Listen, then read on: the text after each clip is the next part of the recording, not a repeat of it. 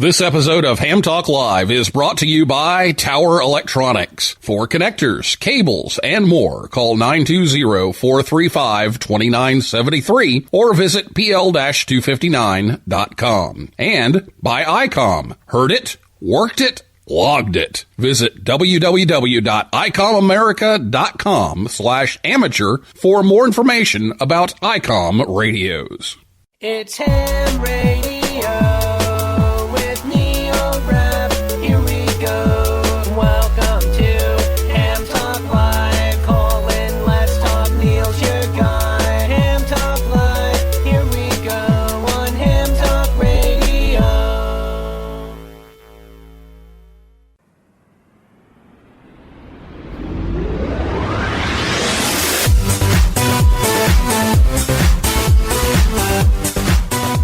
Hello there, everyone. It's time for another episode of Ham Talk Live. It's episode number 295, the return of NASA on the air, recorded on Friday, April 29th, 2022. I'm your host, Neil Rapp, WB9VPG. Thanks for tuning in to this episode of Ham Talk Live. Tonight, we're joined by Jayant Ramakrishnan, KG5LJZ. Last episode, Carol Perry, WB2MGP, was here to talk about the 2022 Dayton Hamvention Youth Forum and preview that. So if you missed that show, you can listen anytime over at hamtalklive.com or on your favorite podcast app or on YouTube. Or you can catch the rebroadcast of Ham Talk Live every week on WTWW Shortwave. That's 5085 AM. And that runs Saturday afternoons, usually about 3:30 p.m. Eastern Time. So I'll be back with Jayant right after this word from ICOM America, right here on Ham Talk Live. Spring is on the air. Get outside with the ID52A, the industry's first handheld that can send photos over the D-Star network. With the ID52A, you can call a friend in another city or internationally through D-Star repeaters with clear digital audio. The ID52A is ICOM's newest handheld amateur radio. It's a VHF-UHF dual bander with D-Star and FM dual mode functions. This radio supports conventional FM communications and D-Star simplex repeater regional and worldwide calls over the D-Star Internet Gateway. The ID52A is the first amateur radio handheld with a full-color 2.3-inch waterfall display and can send photos over D-Star with a connected Android device. Other features include a wideband receiver, VHF on both sides, UHF on both sides, or one of each with dual DV mode, an integrated GPS, micro SD card slot, micro USB for data transfer, programming and charge, and it's IPX7 waterproof. Visit ICOMAmerica.com/amateur for more information on ICOM radios.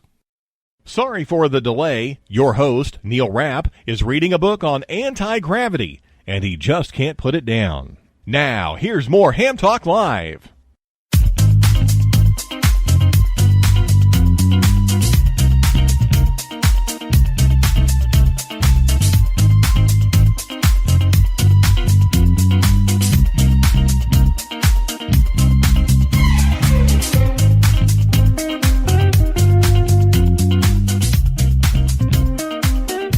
Welcome back to Ham Talk Live. Tonight, Jayant Ramakrishnan, KG5LJZ, joins us on the Orlando Amateur Radio Club and Hamcation Zoom line. Jayant is in Houston, Texas, and is a member of the Johnson Space Center Amateur Radio Club, W5RRR. He and Desiree Backus, KM6CTR, are co-chairing the 2022 version of NASA on the air. So here's Jayant. Well, we're here to talk about NASA on the air, and we were just talking about NASA on the air and the year-long event, and now all of a sudden it's back. So tell us about bringing NASA on the air back for another run. So NASA on the air actually occurred a few years back before the pandemic and was run by Rob Suggs and Matt McDougall and his team at the NASA Marshall Space Flight Center.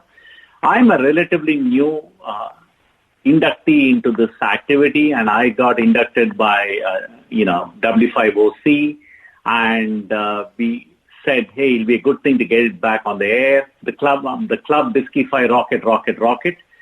The NASA Johnson Space Center Amateur Radio Club was doing a lot of parks on the air and doing a lot of activities. And I basically teamed up with my co-chair, Desiree Backus, and we said it'd be a cool idea to get it back on the air for the 50th anniversary of Apollo 16. And that's basically what we started doing. And this month of April 2022, we started doing the NASA on the air for the 50th anniversary of Apollo 16.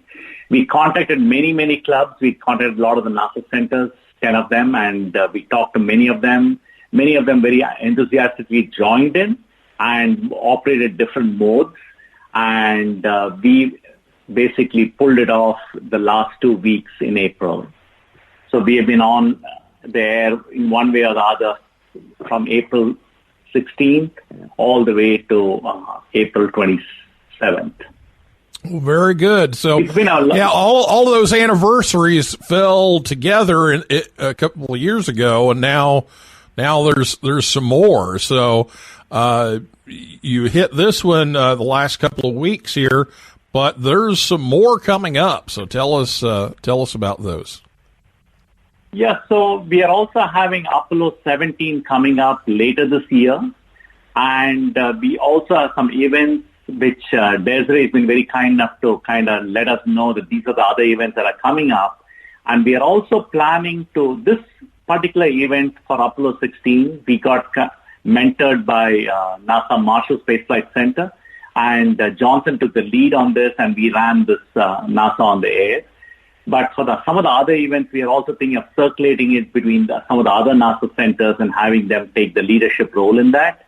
And we are looking forward to the Apollo 17 anniversary, which is coming later this year. But in addition to these anniversaries, we are also interested in doing current events. There are going to be some launches later this year. There's an Artemis launch later this year and a couple of other events coming on. And we are looking at all those milestones that are coming on between now and end of the year and seeing how we can get that event on the air and have ham enthusiasts all over the opportunity to talk to different NASA centers.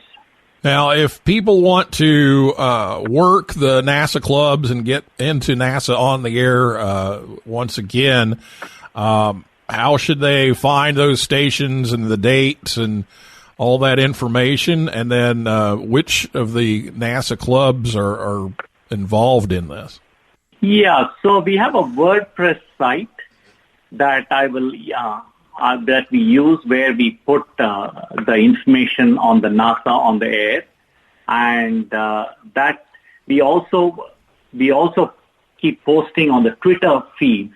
Like the Kennedy Space Center has a Twitter feed N1KSC, November 1, Kilo Sierra Charlie.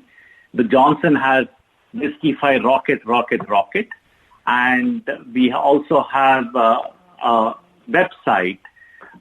I believe it's nasaontheair.wordpress.com.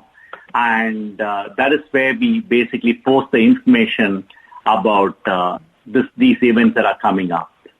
And when we have the event, we also post it on the DX Watch, and we basically post the frequencies that we are on, and we send that information out as well.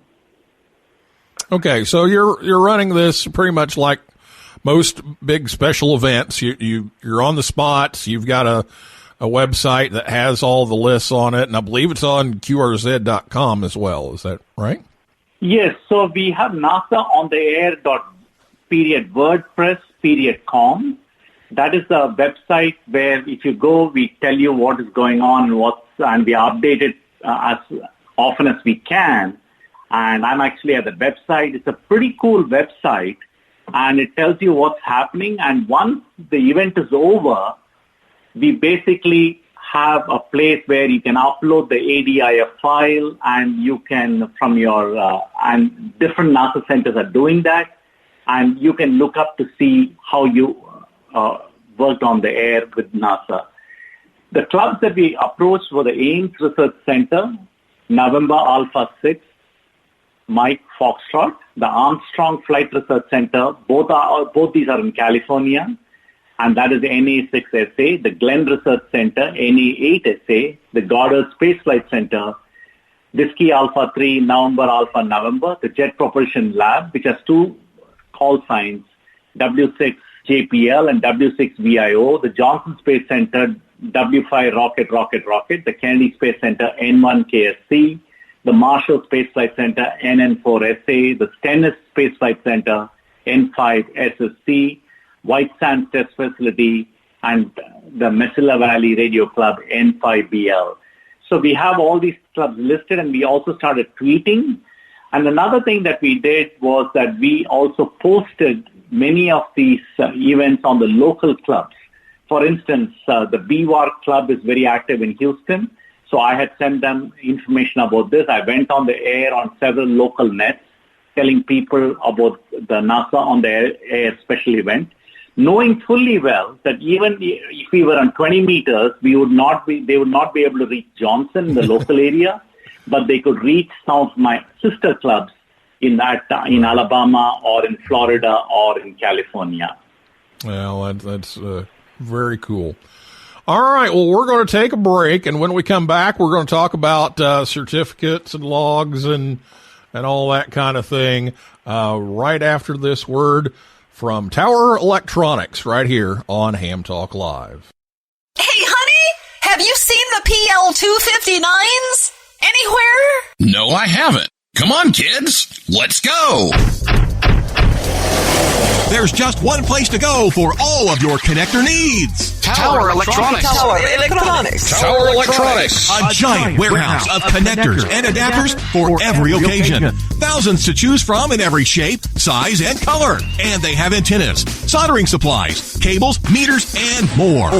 Where do you go if you want to buy a connector at a fraction of retail cost? Tower Electronics. Tower Electronics. Tower Electronics. And this weekend only, take advantage of our special liquidation sale. Buy 9 solder-type PL259s, get the 10th one for just 1 penny. They make great Christmas presents. And what better way to say I love you than with the gift of a PL259? Tower Electronics. Tower Electronics. Tower Electronics. I'm Scott, KB9AMM of Tower Electronics. I like the PL259 connector so much, I bought the company. Tower Electronics, coming to a Hamfest near you, or online at pl-259.com. And we're in the yellow pages under Amateur Radio Connectors. My, wherever did you get that lovely PL259? Tower Electronics, pl-259.com, or call 920-435-2973. Do we sell PL259 connectors? The Tower Electronics Hamfest schedule coming up this weekend. They'll be at Cedarburg, Wisconsin on April 30th, and then Sandwich, Illinois on May 1st, and then, of course, the Dayton Hamvention May 20th through 22nd. But you can visit them anytime at pl-259.com. Ham Talk Live with Neil Rapp.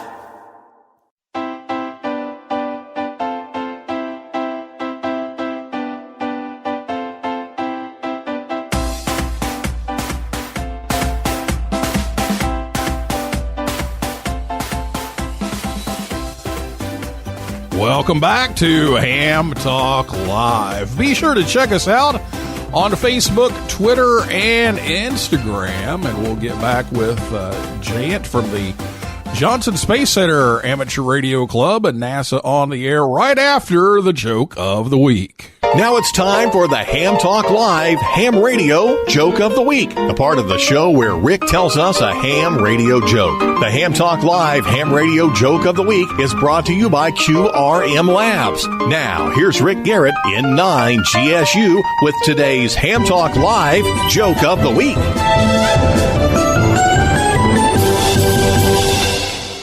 There's a new 2-meter radio on the market that has a camera in it so you can snap a selfie while you're operating. I really want one of those. As a matter of fact, I can't picture myself without it. This has been the Ham Talk Live Ham Radio Joke of the Week with Rick Garrett in 9 GSU. Tune in again next week for another joke from Rick. Oh boy, maybe he needs one of those ID 52s with that D-Star picture thing going on. Maybe that's it. All right, Rick, thank you very much, and we'll catch you again next week. But right now, we're going to get back to Jayant Ramakrishnan, KG5LJZ, with NASA on the air. We're back with Jay, KG5LJZ. And he is in Houston, Texas, and member of the Johnson Space Center Amateur Radio Club, which is a part of NASA on the Air, which is what we're talking about on this episode. So, Jay, you talked about how people can find those dates and everything and work the station. So once they work the NASA clubs during this event, how do they check to make sure that they're in the log and get a certificate or QSL card? Tell us how to get all those confirmations.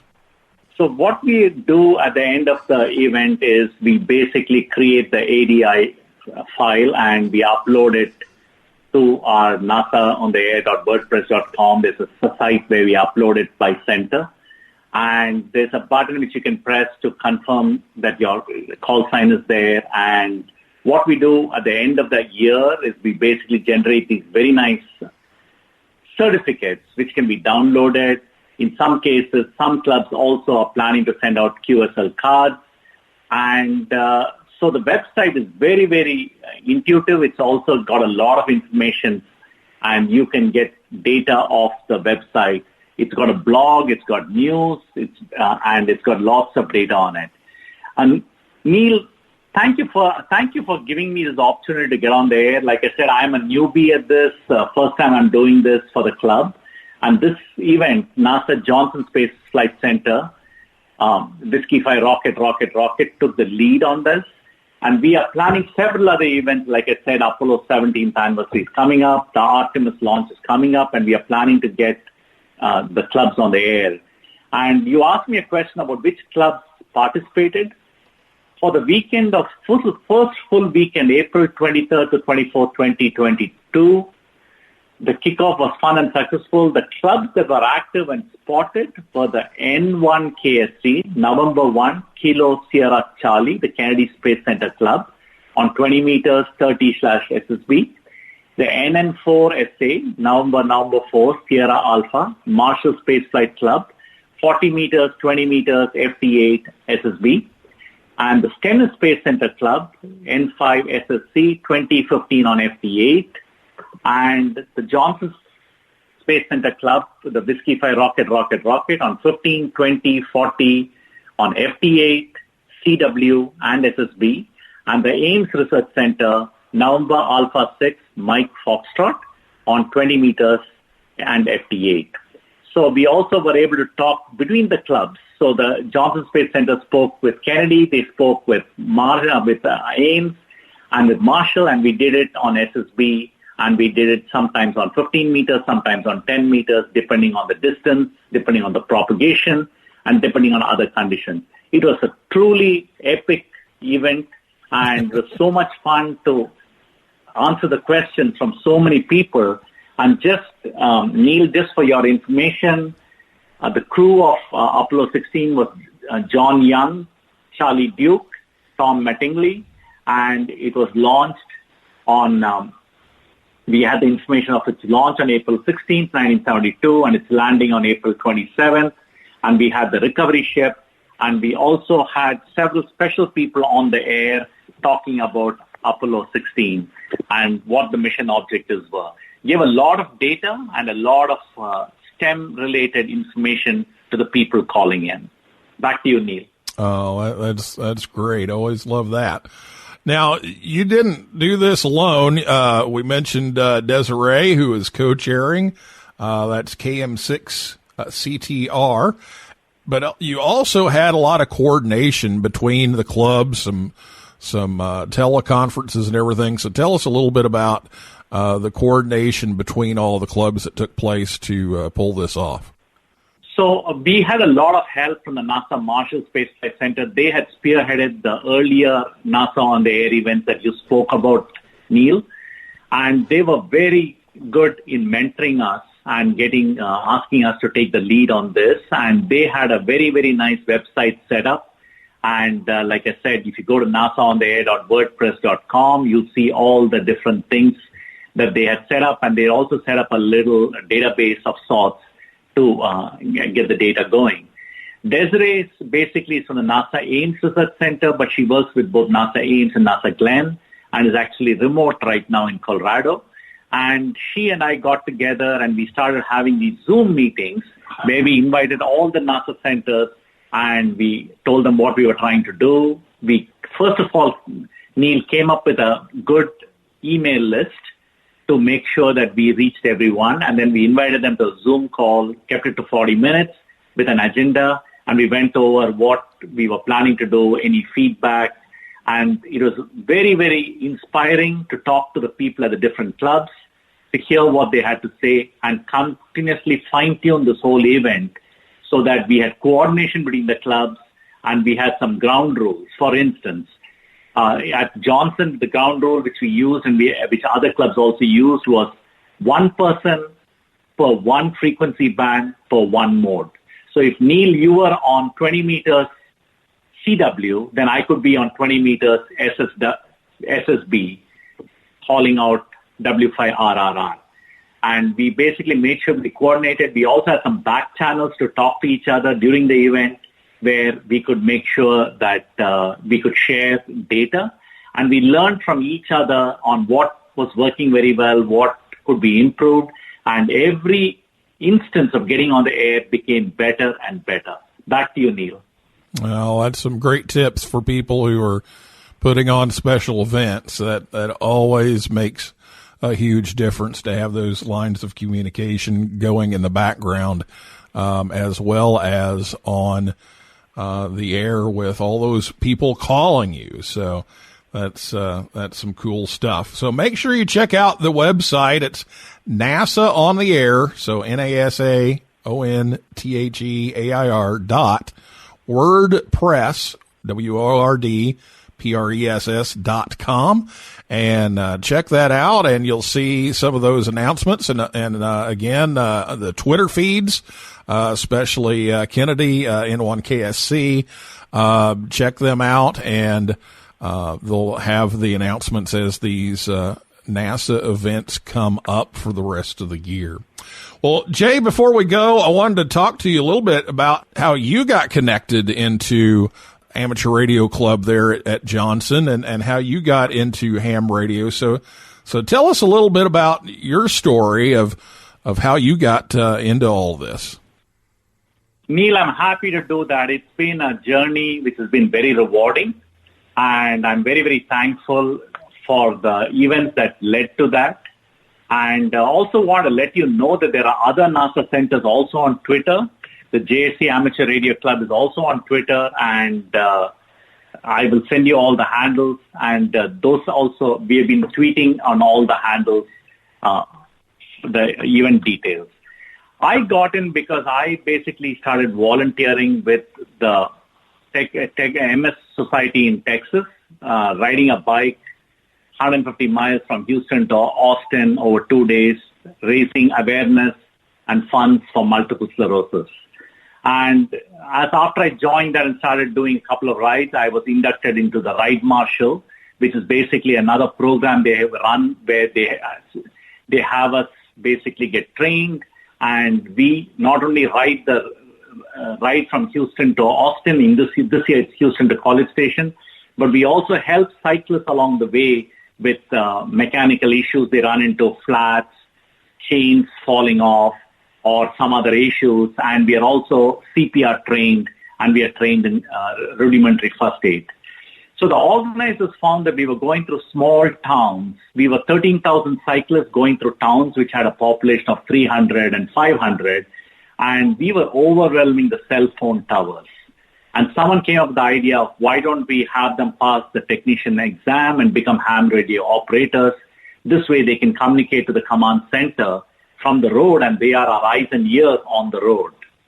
So they basically told the ride marshals, they encouraged us to get this, take this exam and get trained. And I basically took a Saturday, went to a class, attended the class. They taught me a lot of stuff, and then later took the exam and got certified as a ham radio operator. Didn't know what ham radio was, didn't know how to program the ham radio. I bought a ham radio, and I'm like, what do I do with this? What is an offset? What is a tone? How do I plug in the frequency? What is chirp? I didn't know any of this stuff. And I looked around, and there was the NASA Johnson Space Flight Center Amateur Radio Club. And I gave the president a call and said, I have lots and lots of questions. I have the manual, I have a radio, and I have a license. And they were very kind. They took me in, taught me the stuff, helped me program the radio, and slowly got me. And I joined the club because I was learning so much from them. And that's how, Neil, I got into this profession. All right. Well, that's a great story. So I wanted to make sure that we share that here tonight. So, Jay, any final words here before we wrap this up?